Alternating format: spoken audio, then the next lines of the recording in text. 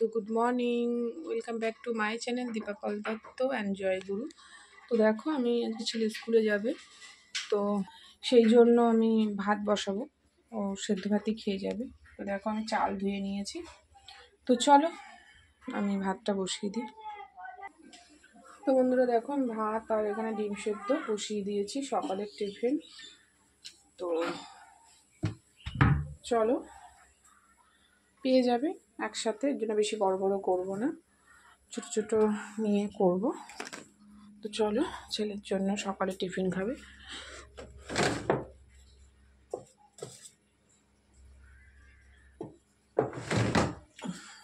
আলু সেদ্ধ দিয়ে দিই।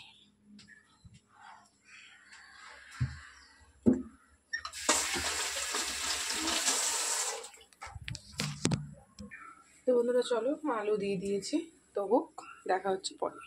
বন্ধু দেখো কড়া বসিয়ে দিয়েছি, গরম হবে। এখানে সজনের শাক আর লাল শাক।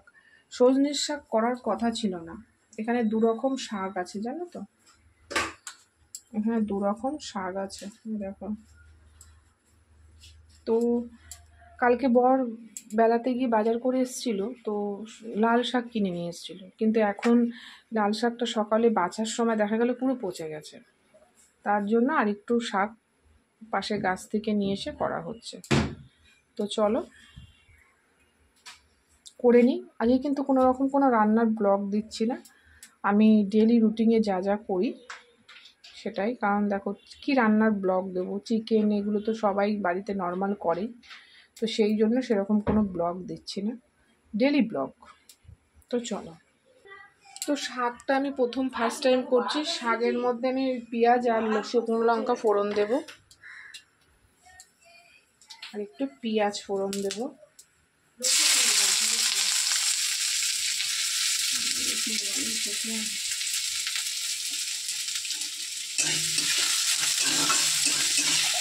চলো শাকটা বসিয়ে নিই, আবার দেখা হচ্ছে, আবার আসছি ফিরে।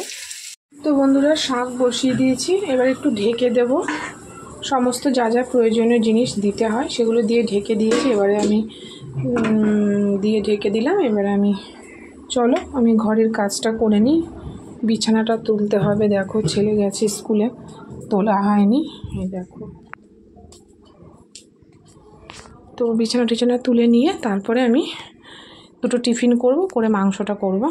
তো চলো এখানেও কিছু জামা কাপড় আছে, তো চলো আমি করে নিই, বিছানা তুলে নিই। চলো আবার ফিরে আসছি।